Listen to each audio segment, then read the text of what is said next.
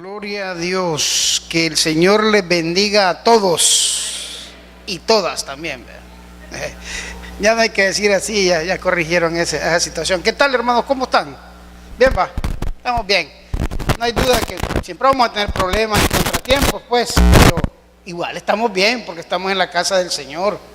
Uno puede estar ahí con algunos problemitas y quizás la vida, si no hubiera ningún problema, fuera como bastante aburrida, ¿verdad? Pero bien.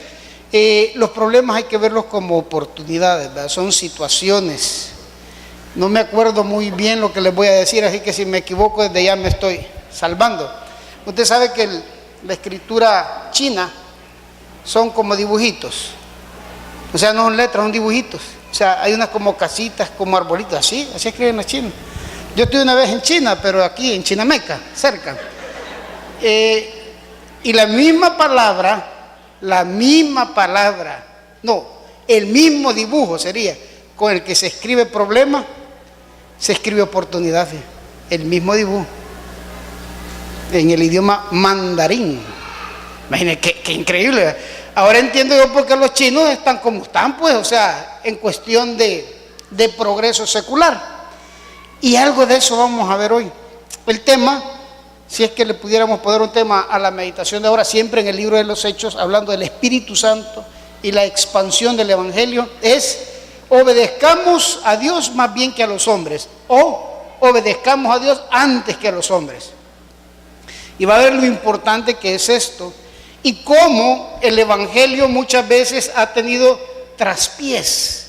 Se ha diluido un poco, la fuerza del Evangelio en El Salvador se ha diluido bastante, porque muchas de las iglesias emblemáticas, grandes, que tienen acceso a la publicidad, no a la publicidad, a los medios, llámese esto televisión, llámese esto radio y algunos hasta medios escritos, han diluido el Evangelio y la fuerza se ha detenido.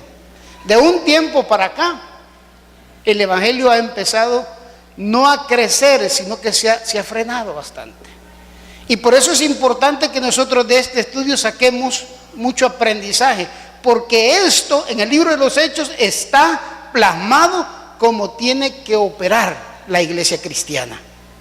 La iglesia primitiva, ¿por qué creció de tal forma?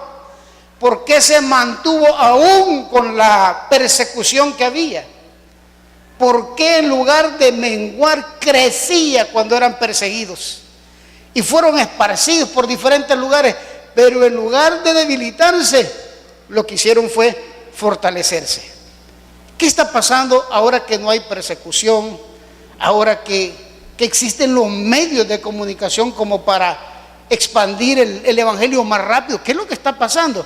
Eso es lo que vamos a ver ahora. Así es que le voy a invitar a que abra su Biblia, si trajo Biblia, que yo sé que ha traído, siempre en el libro de Hechos, como estamos en el estudio del libro de Hechos, hoy vamos a arrancar en el capítulo 4, terminamos el 3, bueno, ni lo terminamos, y eso quiero yo hacer un pacto con ustedes ahora.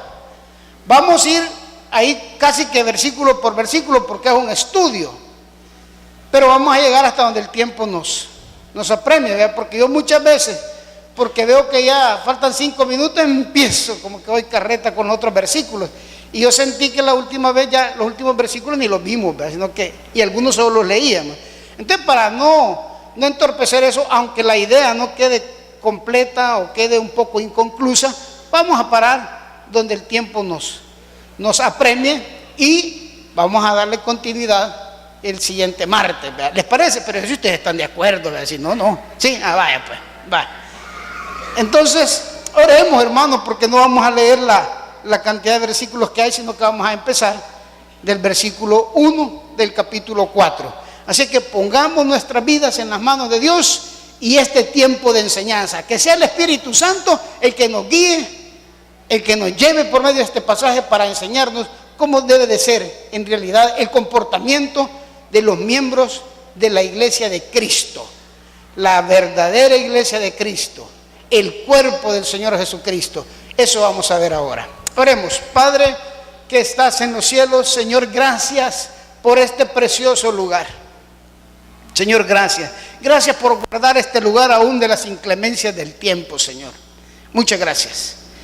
Te pedimos perdón si algunas veces nosotros estamos como dormidos, Señor. Si no hemos estado trabajando en la propagación de estas buenas nuevas que tú nos ordenaste que hiciéramos.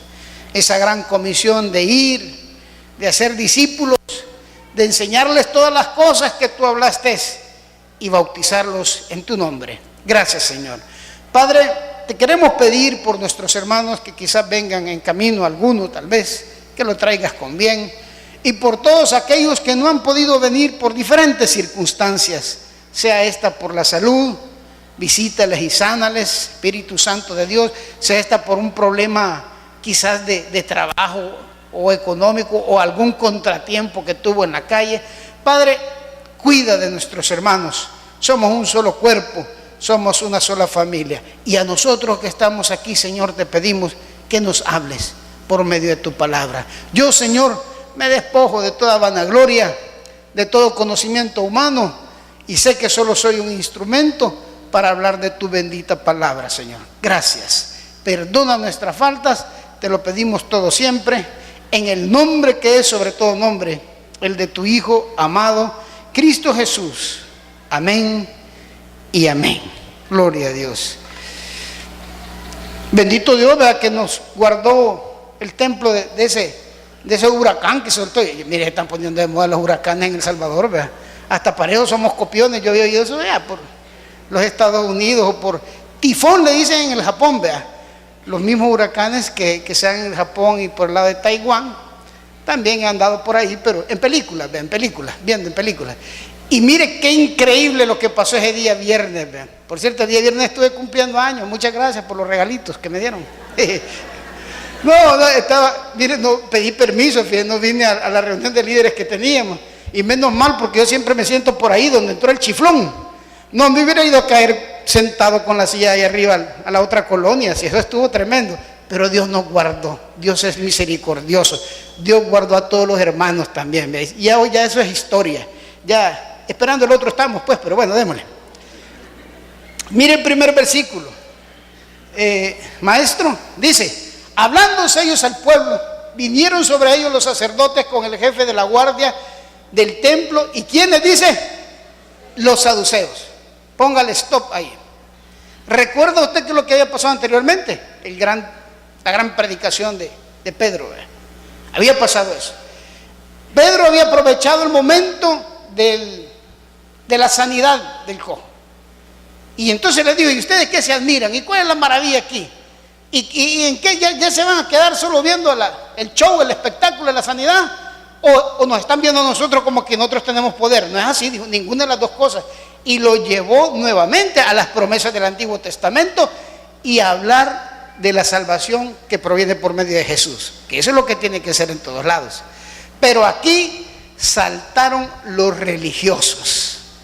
Y es que cuando se empieza a predicar el Evangelio de Jesucristo, lo primero, para que hable, vea, pero bueno, no, ya no, Señor, por favor, hasta que terminemos de predicar. Mire, póngate ahí, bien que fresquito se siente, ¿verdad? Pedro rápidamente llama la atención a lo que él va, a la predicación. Pero les digo yo, los religiosos siempre saltan, hermano. ¿Por qué? Porque a los religiosos no les conviene el Evangelio de Cristo Jesús para nada. Juan 8:32 dice: y conoceréis la verdad, y la verdad os hará libres. ¿Acaso le conviene a los religiosos y las grandes religiones que se han alimentado de la ignorancia del pueblo? No les conviene para nada. Y quizás lo primero que nos viene a la mente es la iglesia universal, ¿verdad? O sea, la católica.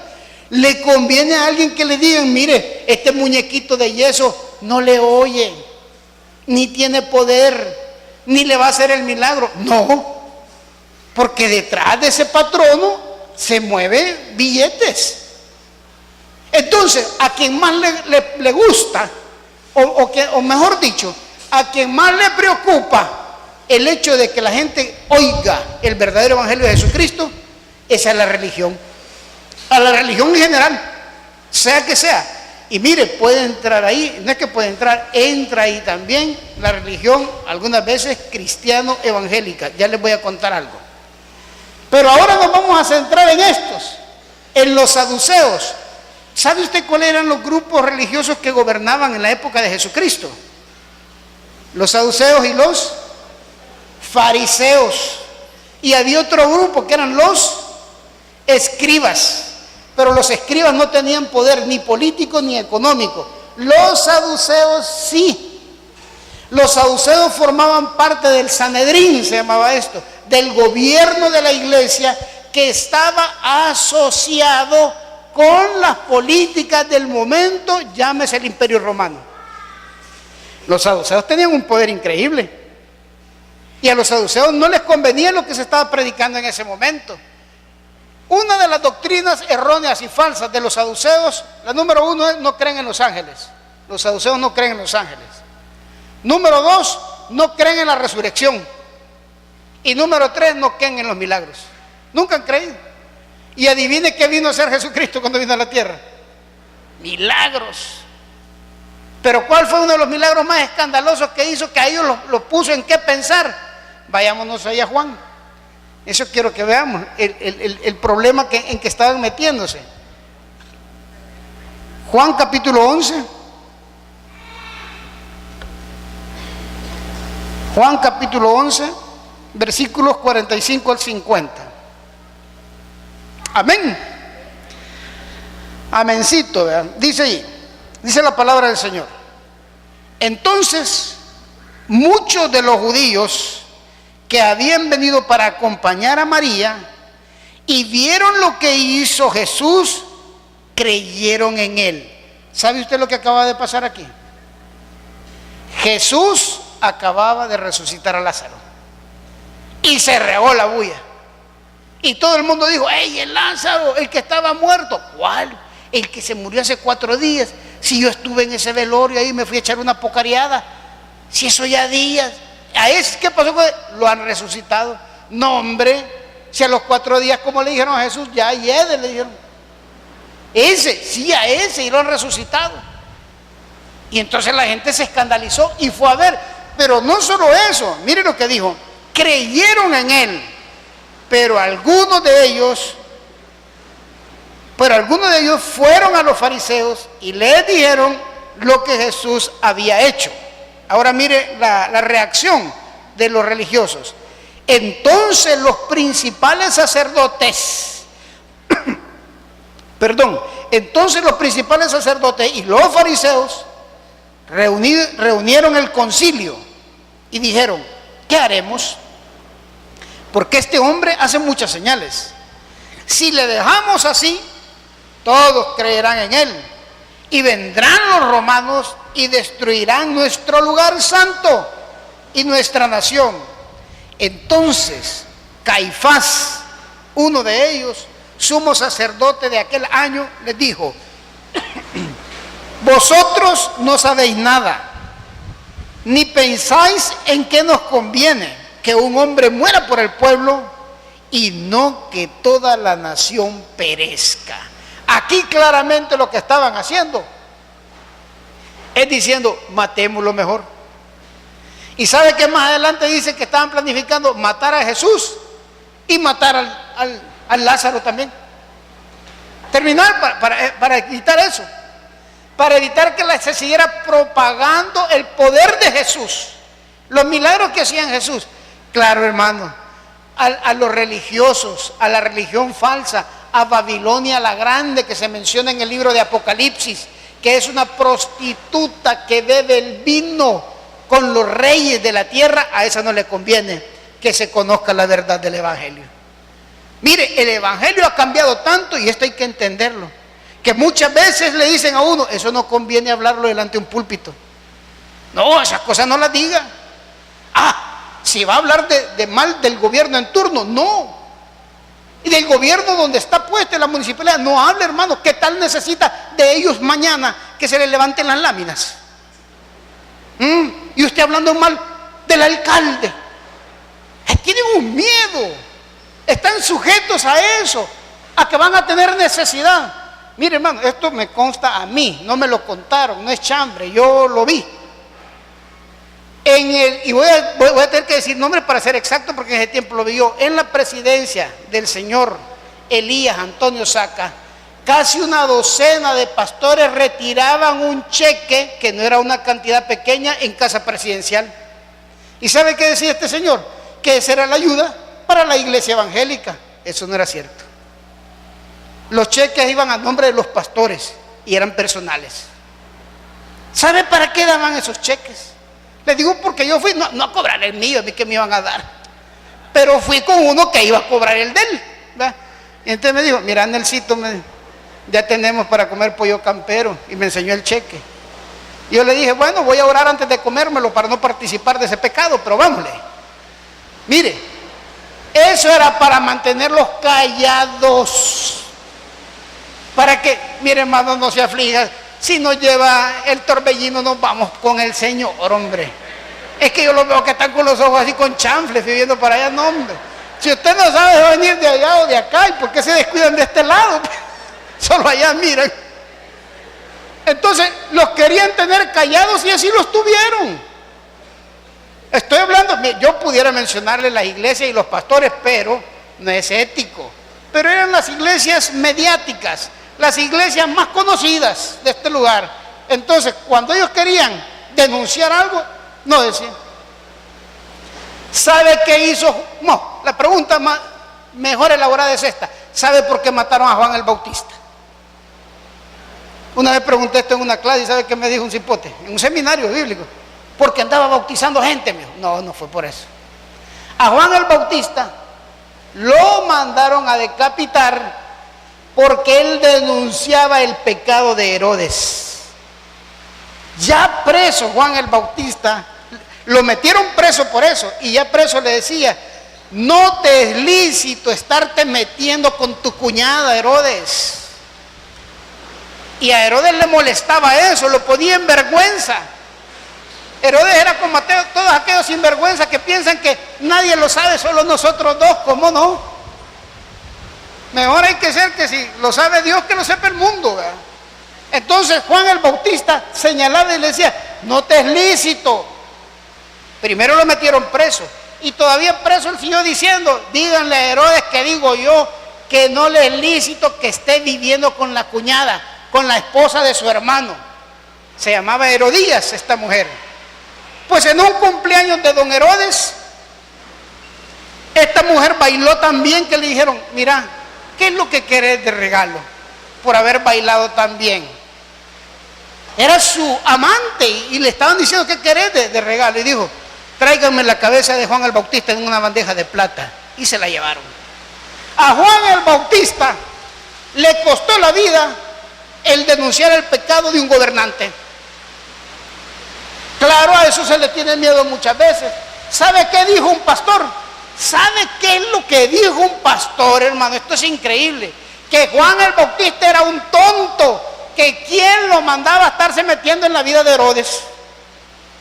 Que si él no hubiera denunciado el pecado de Herodes, ahí se lo hubiera pasado tranquilo, ni lo hubieran metido preso, ni lo hubieran matado. Claro, porque así se ha vuelto ahora muchas veces el evangelio, un evangelio acomodado al gobierno que esté en turno, acomodado al gobierno de color. Y aquí no estamos hablando de política, es lo que menos queremos hablar aquí, es lo que menos se debe hablar aquí. Pero cuando tengamos que denunciar algo, la palabra de Dios lo prohíbe, lo vamos a denunciar. Claro que lo vamos a denunciar. Tenemos el suficiente valor, porque aunque nos metamos en problemas, es a lo que Dios nos manda. En el Antiguo Testamento le dice a unos atalayas, hay perros mudos, les dice, ven que viene el problema y no ladran. ¿Sí dice? Entonces vemos aquí, lo primero es que los saduceos estaban preocupados. ¿Y quién es este Pedro? Ahí dice que era ignorante. Me asustó este hipote, usted. Bien feo sentir, vienen por mí, dije. Es que avisen ustedes, hombre, sirven, no que solo lo atacan por atrás a uno. Entonces, estábamos en Juan el Bautista, ya lo mataron, ya bueno. Los saduceos, que tenían un vínculo estrecho con el gobierno romano, se llevaban muy bien, Es más, ¿se fijó usted en el video que vimos que había un guardia en el templo cuidando? Y que llega el patojo ya bailando y todo, y como que se chivea cuando ve al guardia. Ese guardia no era romano. Habían guardias en el templo, pero no eran romanos. Eran guardias de los judíos, porque les permitían tener gente armada cuidando en el templo. Tenían la guardia del templo. ¿Por qué que los saduceos estaban preocupados? Porque ahora se empezaba a hablar la verdad. Cristo Jesús había resucitado y era el Salvador de todos los que creían en Él. Era tanto así que los que creían en Jesús tenían el poder del Espíritu Santo como para hacer milagros igual que los que Él hizo. Esa era la verdad. Entonces ellos que no creían en los milagros, que no creían en la resurrección, estaban preocupados. Veamos ahora nuevamente el versículo que seguía, que creo que es el 2 del capítulo 4 de Hechos. Hechos de los apóstoles, 4:2. Mire cómo estaban ellos, los saduceos, los fariseos, la religión de ese tiempo. Estaban resentidos de que enseñase al pueblo y que anunciase en Jesús la resurrección de entre los muertos. Ojo con esto, era la resurrección lo que les preocupaba. Número 3. Y les echaron mano y los pusieron en la cárcel hasta el día siguiente porque era ya muy tarde. Yo creo que estos viejos, no les puedo decir de otra forma, estos viejos hipócritas de los saduceos, de los religiosos, esa noche fue la noche más larga que tuvieron. Agarraron a Pedro, agarraron a los que están, los metieron presos y dijeron, ¿y qué hacemos con esto? Este sí es problema en el que nos hemos metido.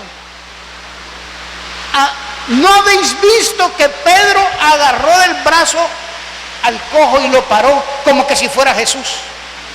¿Sabe? Que ellos que hablaban de que Jesucristo había muerto, camán. Tópense así como en el microbús, topen las sillas. Eso. Los de allá vénganse para acá, por favor. Y los de aquí váyanse para allá y se mojan también. Vaya. Y está cayendo agua ahí de verdad, no. Salpica un poco.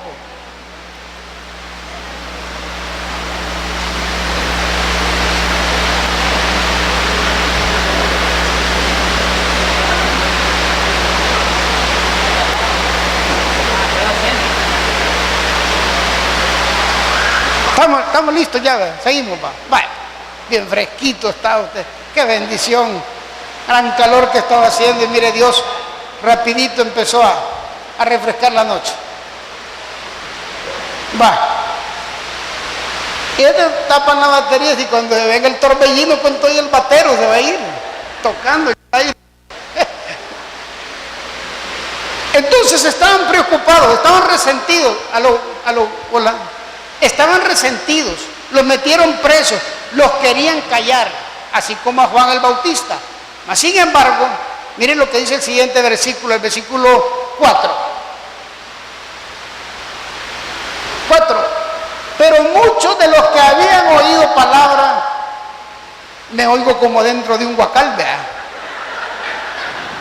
Yo de esto no sé mucho, de sonido, les voy a decir, porque yo a veces oigo así, gente que sabe bastante, ¿verdad? Dámele brillo, que la resonancia, que yo ni sé qué es eso, pero si oigo como que estoy dentro de un huacal. Se escucha el eco, ¿verdad? Oso. Pero muchos de los que habían oído la palabra creyeron, y el número de los varones era ¿cómo? 5,000. Imagínense, 5,000. Y los otros 4, ¿cuántos eran? Eso estaba tremendo, hermano. La gente se estaba convirtiendo por miles, ahí sí por miles. Entonces la preocupación era, estos predicadores, este Pedro, no solo predica bien, es un ignorante y predica bien, ¿por qué razón? No solo eso, tiene el poder que tenía el maestro de él, Jesús. Agarra a la gente, la para y salen caminando. Mire el siguiente versículo, 5. Aconteció el día siguiente que se reunieron en Jerusalén los gobernantes, los ancianos y los escribas, la macizada de la religión del Sanedrín. 6. Y el sumo sacerdote, Anás y Caifás, y Juan y Alejandro, y todos los que eran de la familia de los sumos sacerdotes, hasta los familiares llevaron 8.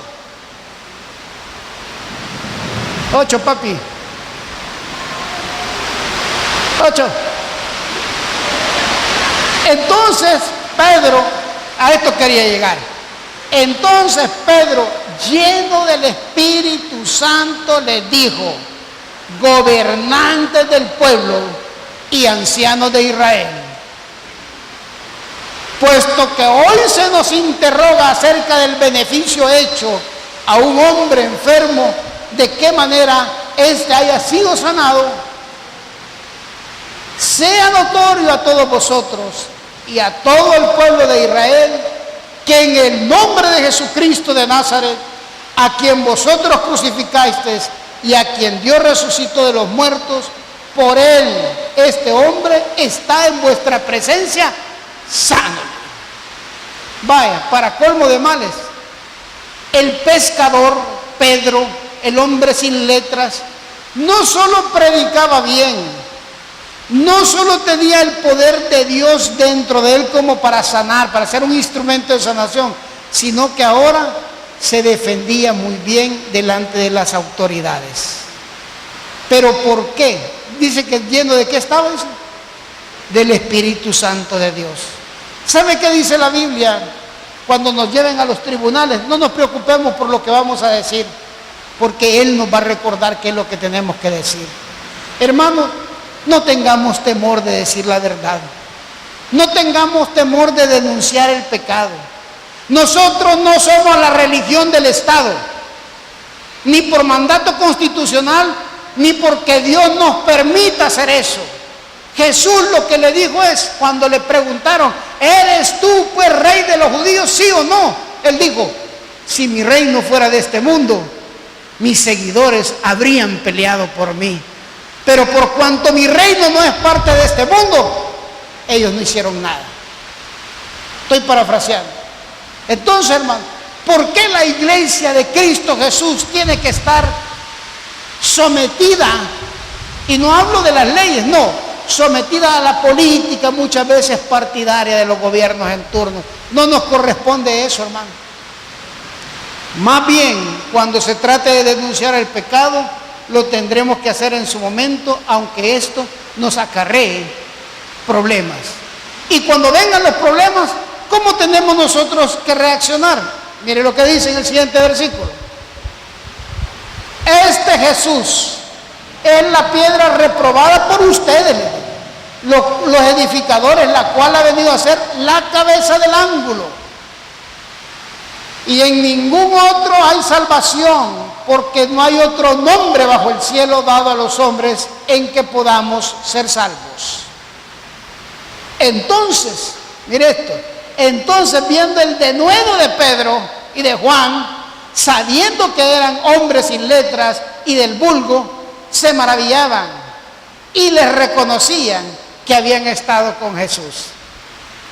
Yo he estado en reuniones por esas cosas de la vida, ¿verdad? Una vez me invitaron a un programa bien prestigioso que se llama Milena, tu amiga. Imagínate los programas que han dado yo. Pero bueno, iban a hablar de la primogenitura. ¿En qué consiste la primogenitura? Llevaron a un historiador, le llevaron a un filósofo, y de ahí estaba yo. Yo iba a hablar de la primogenitura también. Entonces, cuando lo ponen a uno ahí, antes de entrar al set de filmación, porque eso es un programa grabado, ¿verdad? Lo ponen por ahí a uno y ahí llegan unas mujeres a pintarlo. Está bien, sí, vaya. Así está bien de rojito, le echamos más. Me dijeron: échale más, porque pues sí, hay que salir ahí tipo artista. Pero lo que le quiero decir es que yo ya conocí a los otros 2 señores que van a estar ahí. Y llegó el historiador y dijo: ah, vaya, si aquí está el pastorcito, dijo, y me dio la mano. Pero eso de pastorcito no me lo dijo por cariño, me lo dijo así, el pastorcito, ¿verdad? Aquí están estos que no saben de historia, ¿verdad? Aquí están estos que no tienen grado académico, según él, Aquí están estos locos que solo pueden decir aleluya, gloria a Dios, y abren la Biblia y leen un versículo que les sirve de pretexto para hablar cualquier tontería, según ellos. Así pensaron estos y dijeron, ¿qué no es Pedro y Juan, hombres sin letras? Me imagino que cuando estaban discutiendo qué hacer con ellos, dijeron, ¿y quiénes son estos que han hecho este escándalo? El Pedro, porque así le dicen a la gente cuando no lo respetan, él le dicen, el Pedro, el Juan y el otro que anda con ellos, po. Pero si estos son pescadores, si ese Pedro hasta algo tartamudo es, y el otro, el Juan, no, hombre, si son hombres sin letras, claro, ¿no? Una cosa es la sabiduría humana, que es animal y diabólica, y otra es la sabiduría de arriba. Otra es la sabiduría que Dios nos ha dado. Y Dios nos ha dado esa sabiduría no para utilizarla en otra cosa más que para predicar la palabra de Dios. Hechos 1:8. Y recibiréis poder cuando el Espíritu Santo haya venido sobre vosotros y seréis mis testigos. Judea, en Samaria, hasta la parte más lejana de la tierra. Entonces ese poder que da, mire hermano, nunca se deje intimidar por nadie, por querer que usted es una persona de tercera clase, porque es un cristiano. No, les quiero decir, no con orgullo, pero les quiero decir que en esa reunión el pastorcito sabía muchas cosas que ni el historiador sabía. Y muchas veces le dije, eso que usted ha dicho se queda corto, es inexacto, porque en los judíos, y empecé a decirle lo que hacían los judíos con los primogénitos. Ellos no sabían, por ejemplo, por qué cuando nació una mujer primero no era nombrada primogénita. La mujer no, hasta que salía el varón. Ahí era el primogénito. ¿Por qué que hubo esa discusión si el primero que salió de Abraham no fue el de la promesa? Fue otro, fue Ismael. ¿Por qué entonces la primogenitura se le trasladó al otro? Son cosas que él no sabía tampoco. Ahora, no estamos para competir con nadie, hermano. Para nada. Pero sí estamos llamados a ser luz en medio de la oscuridad. No estamos llamados a ser oscuridad también, a no denunciar. Estamos llamados a ser sal de la tierra. La sal purifica, la sal preserva. Tenemos que darnos a conocer. No tenemos que tener ese temor, hermano. No tenemos que decir, mire, lo mejor es no meternos en nada. Mire usted, pero déjeme ver. Sí, estamos bien. Mire el siguiente versículo, 4:14. Viendo al hombre que había sido sanado y que estaba en pie con ellos, no podía decir nada en su contra. Póngale pausa ahí. ¿Quién estaba ahí con Pedro y Juan en ese momento que se estaba haciendo la discusión? Estaba el cojo que había sido sanado. ¿Sabe cómo se llama eso? Hechos y no palabras. Que la gente vea en nosotros hechos reales, no palabras. Que la gente vea en nosotros gente cambiada, gente honesta. ¿Y qué no era este el drogadicto y el bolo? Era. Ahora mire quién es. ¿Y qué no era este el deshonesto? ¿Cuántas personas no hay que en la cárcel han conocido el Evangelio de Dios y el poder del Evangelio los ha transformado y ahora son personas de bien, personas de progreso, personas que con su testimonio ayudan a otras? ¿Cuántos de esos no hay? Tenemos evangelistas internacionales como Nicky Cruz, que fue un pandillero, que escribió esos dos grandes bestsellers, La Cruz y el Puñal, y Corre Nicky Corre, que después de tener una vida arruinada, el poder de Dios lo transformó. Ahí estaba el cojo. Ellos no podían decir nada en su contra. Ahí estaban los hechos. Nosotros no podemos denunciar a un gobierno corrupto si nosotros somos igual o peor de corruptos. No lo podemos hacer. Nosotros no podemos estar hablando de que qué bárbaro esto, mire lo que hacen. Sí, pero ¿cómo somos nosotros? ¿Tendremos solvencia moral? Si la tenemos, qué bueno. Nosotros no podemos estar denunciando a un deshonesto. ¿Cómo somos nosotros en la empresa donde trabajamos? ¿Cómo se nos conoce? ¿Como la persona recta? ¿Como la persona honesta? ¿O como aquellos que roban inclusive tiempo del que le están pagando? Le quiero decir algo, robarle el tiempo a una empresa es robarle el dinero, porque ellos le pagan por ese tiempo. Hoy fui a un supermercado de los que están ahí arriba y llegaron a sacar a uno de los hipotes que trabajan ahí en el supermercado, a dos del baño. Les llegaron a tocar, porque ahí llegan y se sientan y se duermen en el baño. Y les dijo el jefe, ya los tengo bien controlados a ustedes. Y le dijo, no, que mira cómo me duele el estómago, voy a estar limpiando de los ojos de la gran dormida que había dado. Gente deshonesta. Aquí no, aquí los hechos hablaban. El poder que Dios había depositado en Pedro estaba de manifiesto. Veamos el siguiente versículo.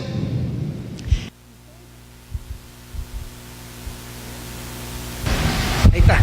Entonces les ordenaron que saliesen del concilio y conferenciaban entre sí. Ya estos señores no pudieron hablar en frente de ellos. Ahí estaba el cojo que había sido sanado, ahí estaba Pedro, Juan, Andrés. Te dijeron, sálganse, queremos hablar.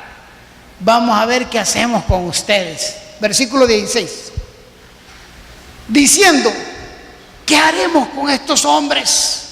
Porque de cierto señal manifiesta ha sido hecho por ellos. O sea que lo que habían hecho, ahí estaba la prueba. Notoria ha sido hecho por ellos, notoria a todos los que moran en Jerusalén, y no lo podemos negar, ¿verdad? 17. Sin embargo, para que no se divulgue más entre el pueblo, amenacémosles, para que no hablen de aquí en adelante a hombre alguno en este nombre, en el nombre de Jesús. ¿Sabe usted que los gobiernos siempre han sido lo mismo? Los gobiernos humanos, los cuales respetamos y nos sometemos a las leyes que hay, no porque estemos de acuerdo con muchas cosas que ellos hacen que son incorrectas, pero siempre los gobiernos humanos, lo primero que hacen es querer comprar a la religión. Por eso nombra una religión del Estado. Por eso es que hay un dirigente de ellos siempre en los actos protocolarios de alto nivel. No, si usted va ahí, bueno, y creo que lo ha visto por televisión, ¿verdad? Ahí está el excelentísimo presidente y está el reverendísimo obispo de San Salvador. Ahí están ellos. Y así como habla el presidente, también él tiene su homilía, que quiere decir hablar. Tienen su homilía el día domingo. Ahí el tiene. Entonces, son autoridades. Entonces, lo primero es comprar. Pero si alguien no se somete, entonces amenazan. Si alguien no se somete, dicen, bueno, ustedes no son aliados de nosotros. Yo quiero decir las palabras que escuché de este señor decir a ese grupo de pastores que estaban ahí.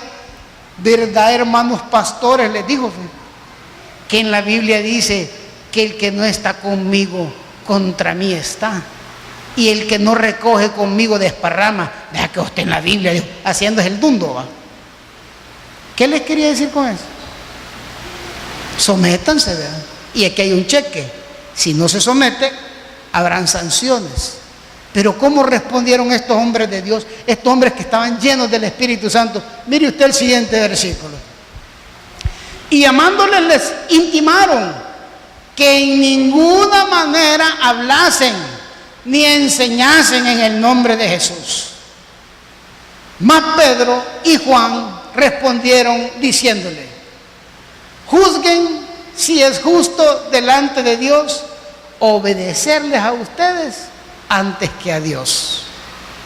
¿Qué pasaría si saliese una ley en que nos prohibiera congregarnos? Imagínense que saliera una ley loca ahí, porque hoy salen leyes a diestra y siniestra, ¿verdad?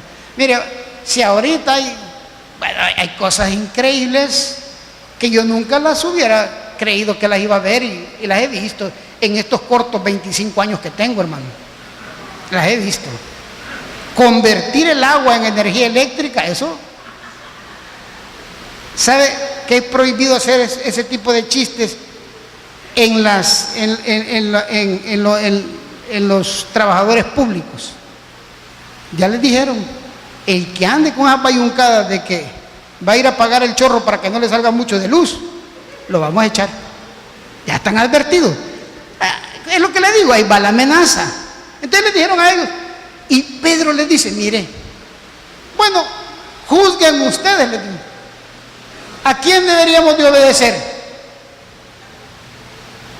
¿A ustedes o a Dios? Es lo que le dijeron. Le hicieron una pregunta. Mire el siguiente versículo. Porque no podemos dejar de decir lo que hemos visto y oído. Que nos maten mejor, pero no nos vamos a quedar callados. Hombre, usted y yo tenemos que estar pero claros. ¿Quién es nuestro jefe? ¿Quién es nuestro jefe de Estado? Jesús dijo, mi reino no es de este mundo. Jesús dijo, están en el mundo, mis hijos, nosotros están en el mundo, pero no son parte del mundo. Así que, hermanos, una cosa hay que tener bien clara: le debemos obediencia al 100% al Rey de Reyes, al Señor de Señores, que es Cristo Jesús. Nadie más. ¿Nos vamos a someter a las leyes? Por supuesto. No somos, ¿cuál es la palabra del hombre sin ley usted? Desaforados. No somos desaforados, no somos sin ley, no. Es más, damos el ejemplo cumpliendo la ley, tenemos que darlo. Pero cuando se trata de las cosas de Dios, entre Dios y nosotros, no tiene que haber nada. Nada ni nadie, no tiene que haberlo. Y vayamos terminando ya con el otro versículo, que creo que todavía está ahí. Ellos entonces les amenazaron y les soltaron, no hallando ningún modo de castigarle por causa del pueblo, porque todos glorificaban a Dios por lo que se había hecho. Mire qué bendición. Ahí habían esas 5,000 personas, los otros 4,000 de la vez pasada, pendientes de que esos hombres habían hablado la verdad, de que esos hombres tenían el poder del Espíritu Santo, de que esos hombres hablaban de Cristo Jesús, que había muerto pero que había resucitado al tercer día. Hermano, porque no me avergüenzo, dijo el apóstol Pablo, del Evangelio, porque es poder para salvación. Nunca se avergüence del Evangelio, nunca se avergüence de lo que es usted, nunca nos avergoncemos de ser hijos de Dios, porque con sangre preciosa Cristo Jesús compró nuestras vidas. Hay algunos hijos del maíz que se avergüenzan de sus padres ya cuando están viejitos, se avergüenzan, pero les dije hijos del maíz. Ay, a la graduación quieren llevar a la novia, no frieguen que la novia les dio todos los cuadernos. Pero miren, yo me siento, he ido a las graduaciones yo de mis 3 hijos, a la de los 3 fue, tuve esa oportunidad. Y miren, pero yo me sentía conmovido casi al borde del llanto cuando veía unas viejitas así, bien humildes, ¿verdad? Pero con su vestidito nuevo, sus zapatillos nuevos, de la mano del joven bachiller, y el joven bachiller con el pecho bien saltado, ¿verdad? Aquí va esta viejita que ha hecho hasta lo imposible para que yo llegue a ser bachiller. Orgulloso de la viejita. Esas cosas a mí me conmueven. Digo yo, ¿cómo se sentirán aquellos padres que sus hijos se avergüenzan de ellos? Después de haberles dado tanto, ¿cómo se sentirán?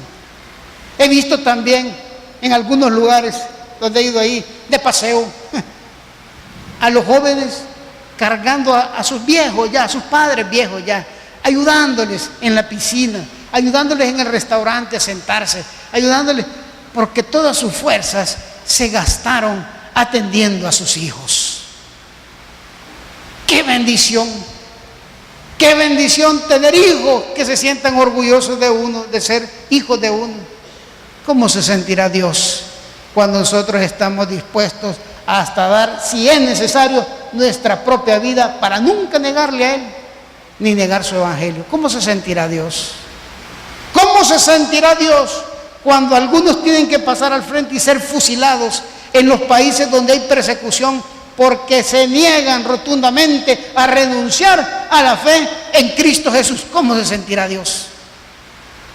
Mire, hermano, estas personas tienen una gran oportunidad de agradar a Dios, y nosotros también.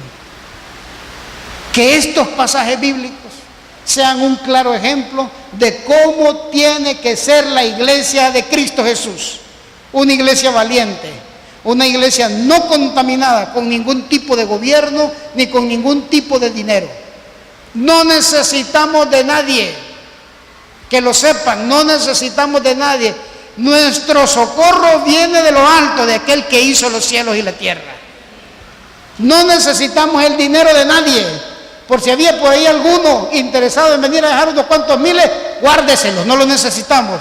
Somos más que suficientes nosotros con lo que Dios nos da para estar bien delante de Dios. No necesitamos comprometernos con nadie tampoco, porque el día que hagamos eso, hermanos, nos estamos sintiendo avergonzados del poder de Dios. Llévese esta idea en su mente. Todos los días debemos darle gracias a Dios por ese tremendo sacrificio. Pero en el momento de la prueba, estamos dispuestos a comprobar que Dios vive dentro de nosotros. Y como dijo Pablo, inclusive lo más temido por el ser humano, que es la muerte, morir en Cristo, dijo él, para mí es ganancia. Vamos a orar.